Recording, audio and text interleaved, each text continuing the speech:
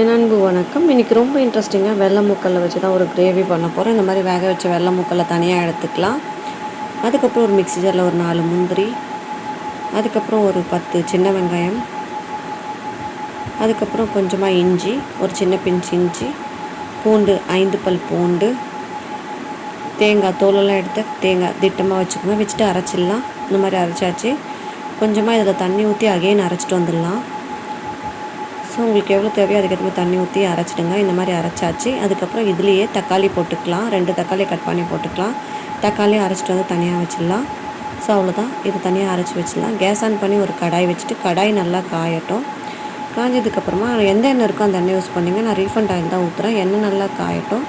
காஞ்சதுக்கப்புறமா ஒரு பாதி ஸ்டாரு, அதுக்கப்புறம் ஒரு பட்டை, 3 லவங்கம், ஒரு ஏலக்காய் போட்டு நல்லா ஃப்ரை பண்ணிவிட்டு கட் பண்ணி வச்சுருக்கோம். சின்ன வெங்காயம் 2 கட் பண்ணி வச்சுருக்கோம். ஒரு கைப்பிடியோடு அதையும் ஆட் பண்ணிக்கலாம்.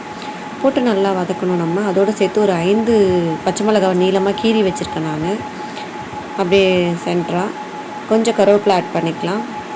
கொஞ்சம் உப்பு ஆட் பண்ணிக்கலாம். இது அப்போ தான் கொஞ்சம் சீக்கிரமாக வதங்க ஆரம்பிக்கும். எல்லாத்தையும் நல்லா வதக்கி கொடுத்துடலாம். ஸோ நல்லா வதக்கட்டும். இந்த மாதிரி சின்ன வெங்காயம் ரொம்ப நல்லது. கண்டிப்பாக எங்கே கிடைச்சாலும் நீங்கள் வாங்கி யூஸ் பண்ணுங்கள். உடம்புக்கு ரொம்ப நல்லது. இப்போ அரைச்சி வச்சுருக்க தக்காளி, முந்திரி, இஞ்சி, பூண்டு, அதுக்கப்புறம் சின்ன வெங்காயம் எல்லாத்தையும் போட்டு அரைச்சி வச்சுருக்கோம்ல, தேங்காய்லாம் போட்டு அதையும் ஊற்றிடலாம். இதெல்லாம் ஊற்றி நல்லா கலரி கொடுத்துட்டு பச்சை வாடை போகிற அளவுக்கு அனல் கம்மியாக வச்சுட்டு அப்படியே நம்ம வதக்க போகிறோம். பாருங்கள் இந்த மாதிரி. ஸோ நல்லாவே வதங்கிடுச்சு. அதுக்கப்புறமா கொஞ்சம் பீன்ஸ் ஆட் பண்ணிக்கலாம். அதுக்கப்புறம் உருளைக்கிழங்கு ஆட் பண்ணிக்கலாம். ஒரு சின்ன உருளைக்கிழங்கு தான் ஆட் பண்ணுறோம். ஜஸ்ட்டு ஃப்ளேவருக்காக வேண்டி தான். கேரட் ஆட் பண்ணிக்கலாம். ஸோ பாருங்கள், எல்லாத்தையும் நல்லா கலரி கொடுத்துருங்க. இந்த மாதிரி நல்லா கலரி கொடுத்துருங்க.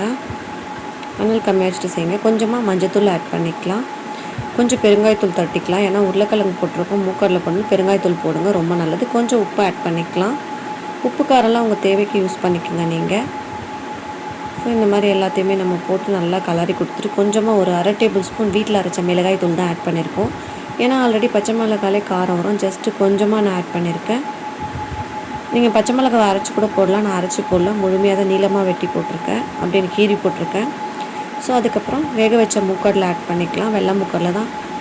நீங்கள் தண்ணி தேவையான அளவு ஆட் பண்ணிக்கோங்க. மூக்கடலை மட்டும் இல்லை, நீங்கள் கருப்பு மூக்கடலை, பட்டாணி எது வேணாலும் இந்த மாதிரி ஆட் பண்ணி செய்யலாம். ரொம்ப சூப்பராக இருக்கும். நான் இன்றைக்கி வெள்ளை மூக்கடலை வச்சு தான் செஞ்சேன். பாருங்கள்.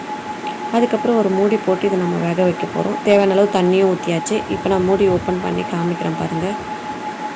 சூப்பராக குக் ஆகிடுச்சு. நம்மளுடைய ரொம்பவும் டேஸ்ட்டான வெஜ் கறி தான் நம்ம ரெடி பண்ணியிருக்கோம். சூப்பராக நீங்களும் இந்த மாதிரி ட்ரை பண்ணி பாருங்கள். மூக்கடலை, உருளைக்கிழங்கு போட்டு சூப்பரான கேரட், பீன்ஸ் எல்லாம் போட்டு ஒரு வெஜ் கறி தான் சூப்பராக ரெடி பண்ணியிருக்கோம். மீண்டும் மீண்டும் சுவைக்க தூண்டும் ஹானாஸ் கிச்சன் தமிழ். தேங்க்யூ ஃபார் வாட்சிங்.